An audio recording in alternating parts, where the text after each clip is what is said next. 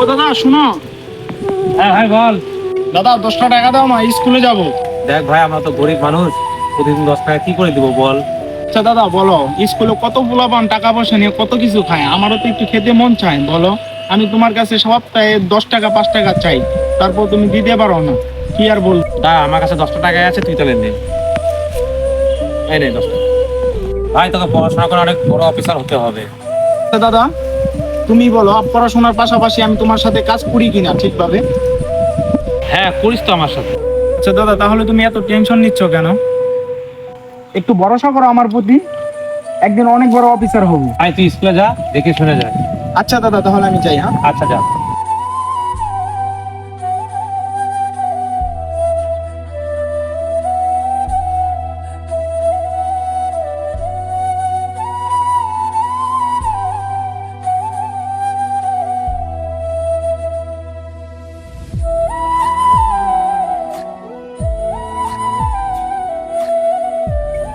এই মংলু ওঠ। তোকে এই জমিতে চাষাবাদ করার পারমিশন কে দিছে? কেন স্যার, আমার জমিতে আমি চাষ করতেছি, আপনি বাধা দিচ্ছেন কেন? এই জমি আমি কিনে নিয়েছি। কার কাছ থেকে কিনলেন স্যার? এই জমি তো আমার।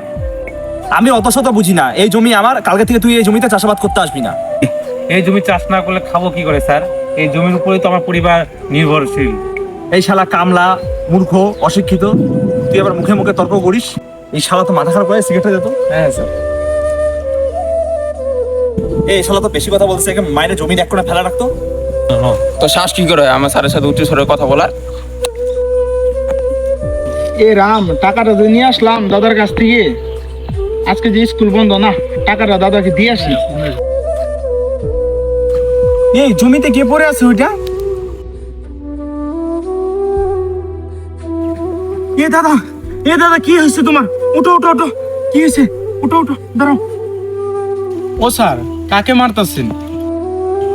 এই গরিব অমূর্খ কামলা অশিক্ষিত এগুলা কি একটাবার চিন্তা করে দেখছেন আপনারা?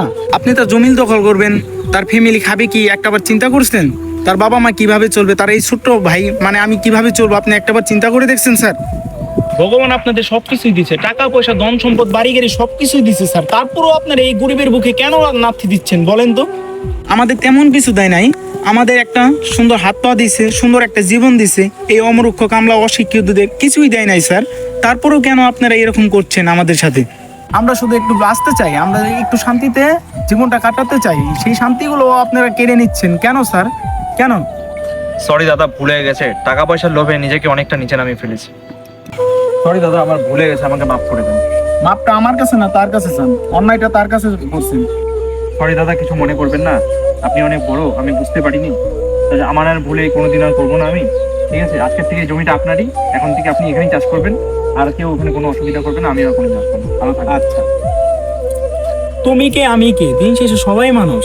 সবাইকে সম্মানের চোখে দেখবেন, এবং কৃষক কি এবং কে, সবাই একটা কথা মাথায় রাখবেন, এই কৃষকই আমাদের দিন শেষে আমাদের মুখে অন্ন তুলে দেয়, আমাদের খাবারের উৎপন্ন করে। এই কৃষকে ভালো একটা জায়গায় সম্মান পায় না কেন ভাই? দিন শেষে এই কৃষককে সম্মান করতে শিখো, এই কৃষককে ভালোবাসতে শিখো, এই কৃষককে ভালো একটা জায়গায় পজিশনে দাঁড়া করাইতে দিতে শিখো। এই কৃষককে ভাই আমরা দিন শেষে সম্মান করি না, এই পৃথিবীর সবার খাবার উৎপন্ন করে এই কৃষকই। হে হোয়াটসঅ্যাপ গাইস, আশা করি সবাই ভালো আছো, আমরাও ভালো আছি। এবং আজকে একটি অন্যরকম টপিক নিয়ে তোমাদের সামনে আসলাম। আজকের ভিডিওটির টপিক হচ্ছে মানুষকে সম্মান করতে পারে না, এবং বিশেষ করে যারা কৃষিকাজ করে, কৃষক যারা, তাদেরকে অনেকেই অসম্মান করে। এবং আমরা আজকে এই ভিডিওর মাধ্যমে এই জিনিসটি তুলে ধরলাম যে কৃষক হচ্ছে আমাদের অন্নদাতা, তাদেরকে কখনো অসম্মান করতে হয় না, তাদেরকে সম্মান করতে শিখুন। এবং শুধু কৃষক না, মানুষকে সম্মান করবে, এটাই আমাদের জগৎ, এটা নিয়ে আমাদের পৃথিবী। তাই সবাইকে সম্মান করুন এবং কৃষকদের অবশ্যই সম্মান করুন। আশা করি ভিডিওটা তোমাদের ভালো লাগলো, অবশ্যই লাইক কমেন্ট করে পাশে থাকবে, এবং যারা যারা চ্যানেলে নতুন আছো সাবস্ক্রাইব করে দিও, এবং একটা শেয়ার করলে আশা করি আমরা মোটিভেট হব, এবং পরবর্তীতে তোমাদের কাছে আরও অনেক ভালো ভালো ভিডিও নিয়ে আসবো।